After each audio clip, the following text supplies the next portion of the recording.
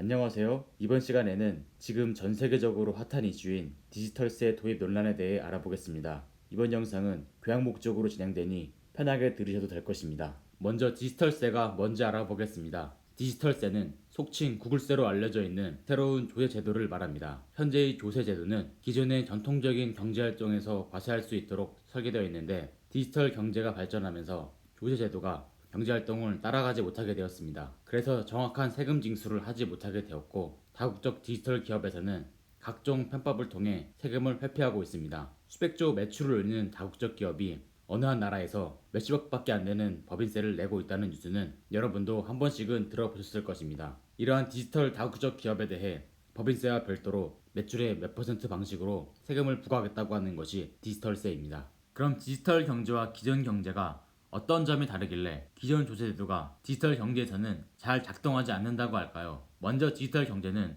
무형자산이 중요하다는 것이 특징입니다. 눈으로 보이는 자산보다 무형자산이 중요해지고 이로 인해 과세 대상 자산을 추적하기가 어려워지고 있다는 것입니다. 그리고 데이터의 대규모 이용은 수익의 원천을 더욱 알 수 없게 만들어 과세가 어려워지게 합니다. 과세는 기본적으로 수익의 원천에 대해 하는 것이기 때문입니다. 다측면 사업 모델이라고 들어보셨나요? 이것은 다양한 지역의 사람들이 수단적으로 중개체나 플랫폼을 통해 상호작용하는 시장을 기반으로 하는 사업 모델을 말합니다. 예를 들어 개발자가 소프트웨어를 많이 개발할수록 OS가 더욱 가치 있어집니다. 반대로 OS를 사람들이 더 많이 사용할수록 OS로 개발된 프로그램의 가치도 올라갑니다. 이처럼 디지털 경제는 상호작용하는 성격이 강하기 때문에 기존 경제보다 대상 수익을 포착해 과세하는 것이 어려워지게 됩니다. 디지털 경제의 이러한 성격이 소득의 원천을 포착하고 과세하는 방식에 큰 변화를 필요로 하게 만들었습니다. 실제로 다국적 디지털 기업은 이러한 디지털 경제의 특수성을 이용해 전 세계적으로 조세를 회피하고 있는 것으로 알려지고 있습니다. 그럼 다국적 디지털 기업은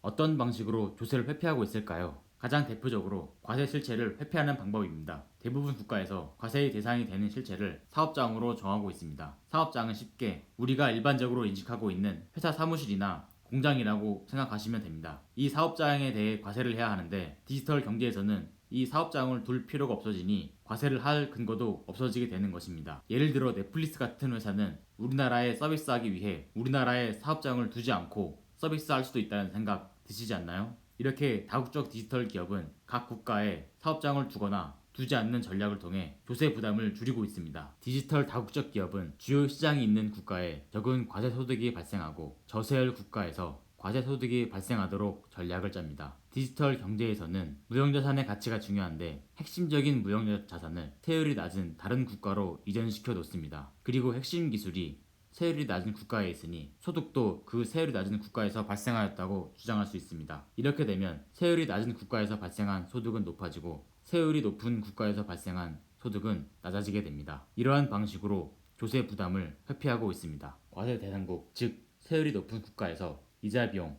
로열티 비용, 수수료 비용을 많이 발생시켜 과세 이익을 저세율 국가로 이전하는 방법이 있습니다. 저세율 국가에서 차입하는 게 이자가 더 싸다는 식으로 주장하여 고세율 국가에서 저세율 국가로 이자 비용을 지급하도록 하는 것입니다. 그러면 고세율 과세 대상국에서 발생한 과세 소득이 감소될 수 있습니다. 이러한 상황에서 2013년 7월 G20에서 처음 발의하여 OECD를 통해 BEPS 액션 플랜을 발표해 디지털세 도입이 논의되기 시작했습니다. 디지털 경제에서 수익을 창출하는 기업에 대해 정당하게 과세하겠다는 국제적인 움직임입니다. OECD가 2013년 7월에 발표한 것이 세원 잠식과 소득 이전, 즉 BEPS 액션 플랜이라고 하는 것을 발표했습니다. BEPS 액션 플랜을 통해 디지털 다국적 기업의 조세 회피 행위를 막겠다는 것인데 이로 인해 각국 조세 조약에 큰 변화가 생길 것으로 예상됩니다. 2020년 OECD에서 디지털 과세에 대해 후속 보고서를 발표할 예정입니다. 이때 디지털세가 도입될 것인지 각국의 입장차가 있어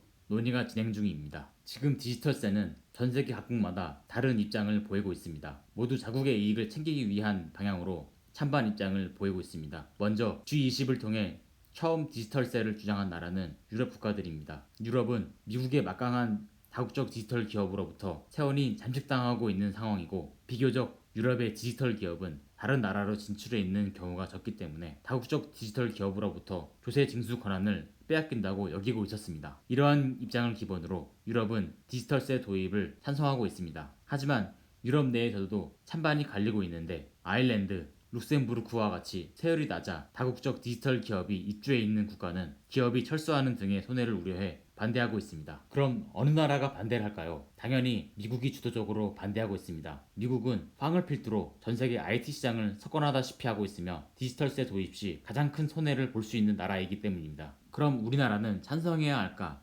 반대해야 할까요? 이에 대해 정부 및 학회에서 활발히 논의하고 있습니다. 염두해야 할 사항은 우리나라도 IT 산업에서는 꽤 강한 나라이고 해외 진출해 있는 디지털 회사가 많다는 것입니다. 이들이 상출하고 있는 수익도 꽤 큰 편이죠. 따라서 기본적으로 디지털세를 찬성하기 어려운 입장이긴 합니다. 하지만 다국적 디지털 기업에 의한 조세권 상실 문제는 우리나라도 예외가 아니기 때문에 디지털세 찬반 여부는 신중히 판단해야 할 필요가 있습니다. 이에 대해 일부에서는 우리와 비슷하게 진퇴양난인 일본과 같은 국가와 국제적으로 협력해서 대응해야 한다는 주장도 있습니다. 일본과 우리나라는 IT 산업 성격이 굉장히 비슷하다고 하기 때문입니다. 어떠셨나요? 디지털세에 조금 알게 되었나요? 이 주제는 현재 한창 논의 중이고 추후 결과를 지켜봐야 할 상황이라 더욱 재미있습니다. 그럼 오늘 주제는 여기까지 하겠습니다. 더 궁금한 사항이 있으면 댓글로 알려주시기 바랍니다. 감사합니다.